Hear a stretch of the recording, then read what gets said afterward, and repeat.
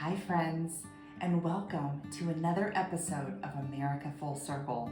I'm your host, Dana Magellan, and tonight we talk about ancient America, the America from thousands of years ago. And we're going to tie that ancient history to the America we know today. This is a special holiday episode of America Full Circle, dedicated to all of our young, hardworking students. Okay, historians, so go get your little mini-me historians, because we're about to take America full circle.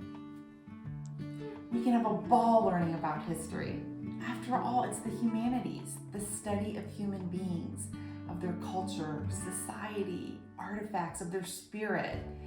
Who doesn't love a juicy story about someone?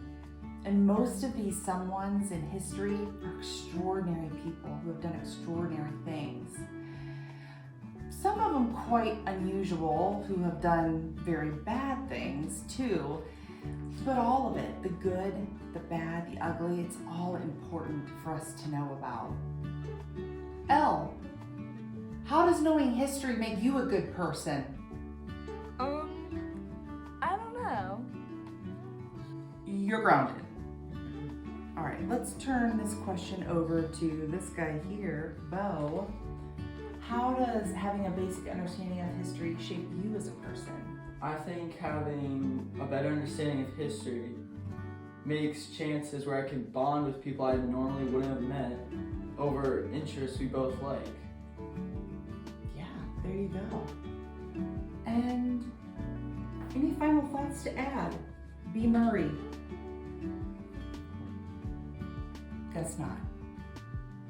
I had a brilliant history professor who taught us that history does not repeat itself, because these moments in time are made up of real people and their circumstances and real events, and these things cannot be duplicated.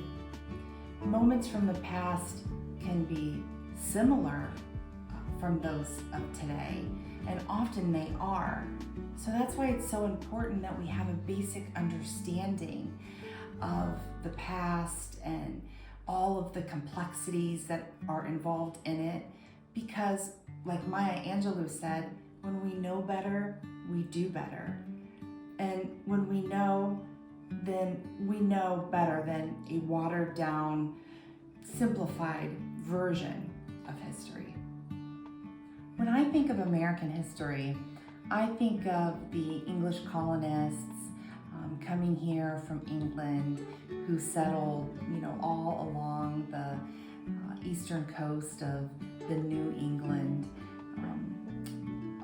in the 16 and 1700s.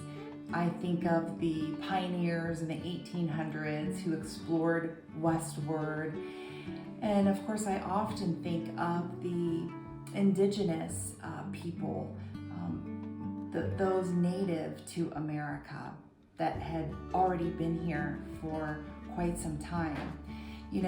Christopher Columbus gets all the credit for discovering the Americas in 1492, when in fact the North American continent had been inhabited by humans for thousands of years.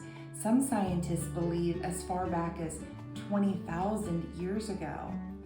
And it's these prehistoric people that are generations worth of ancestors to the Native Americans that we're most familiar with. Native Americans is a rather generic term, because the fact is there are hundreds of peoples with their own chosen and given names, such as Wampanoag, Cherokee, Seminole, Hopi, Mohawk, Navajo. American Indians is also not the people native to the American land's name that they chose for themselves, but rather that's a name, this term Indians, that was given to them by Christopher Columbus.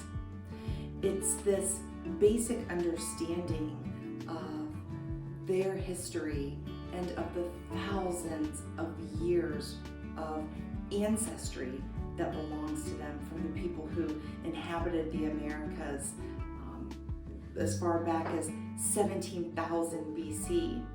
That gives me a profound sense of respect and empathy to the people native to the Americas. So when the Cleveland Indians Major League Baseball team in present day finally decides to change their team name to the Cleveland Guardians and drop the Indians, it's not controversial to me at all, but rather I welcome it. So how did the ancestors of the people native to America get here as far back as the year 17,000 BC? Well, for a half a century, it was thought that humans first arrived to western Alaska from eastern Siberia on foot by crossing the Bering Land Bridge. They believe that this occurred almost 13,000 years ago, which would have been the year 10,977 BC. The Bering Land Bridge is now covered in Pacific Ocean water, and it's the Bering Strait. It's located north. You see the Arctic Ocean, and then the Bering Sea south of the strait. You've got the whole Pacific Ocean there, Canada. You see that whole northern Atlantic region. The more anthropologists and archaeologists research and study and excavate, the more that they are understanding about these Stone Age hunters, the ancestors to our people native to America. And it's believed that possibly they migrated even earlier, some 14 or 15,000 years ago, and migrated all along the western coast, down into North America and along the Pacific Ocean. Archaeologists have conducted numerous digs and have found so many of their artifacts that they used. And it goes even further back than that, where some believe that humans were here even 5,000 years earlier, which would have meant that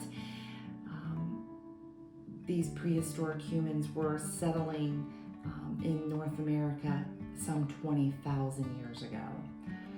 It's believed that there were settlements all over North America, spanning to Asia, which is now covered by the Pacific Ocean and is that Bering Strait. But back then, it was landmass, and it was called Beringia. It's believed that the people were migrating from the east. They had settled in Beringia before moving down into North America. I think it's important to point out and to highlight the different roles of the researchers that make all of this knowledge possible. First we start off with our archaeologists. They are our scientists who study human history and prehistory through excavation of sites and artifacts and other physical remains. Our anthropologists study the science of humanity, and they study human beings relevant to biology, evolutionary history, and humans in society and culture. Our geneticists are our experts in heredity and the variation of inherited characteristics. And then of course you have our historians. And our historians are our experts of history, especially that of a particular period, region, social phenomenon, or person or people. All of our expert scientists have found human remains, which geneticists sampled DNA from in America and Asia, and say that people could have been on both sides of that Bering Land Bridge some 20,000 years ago.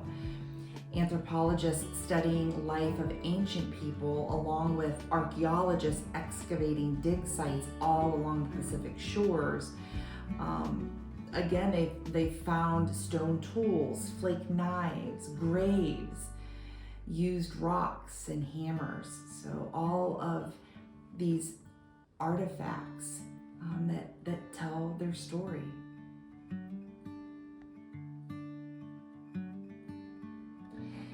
More artifacts found include cutting tools, fish hooks, wood, charcoal. It's believed that the people inhabiting these lands were part of huge coastal and fishing civilizations. People's own languages exist, their own cultures throughout North America. Well, that concludes another episode of America Full Circle. Thank you for joining me on this special holiday episode where we looked back to ancient America. And remember, keep on studying, keep on learning about the people throughout our history. Histories help me learn about people, their stories, and what they've been through, and helps me understand things better. Murray, why does studying history make you a better doggy? She's desperate.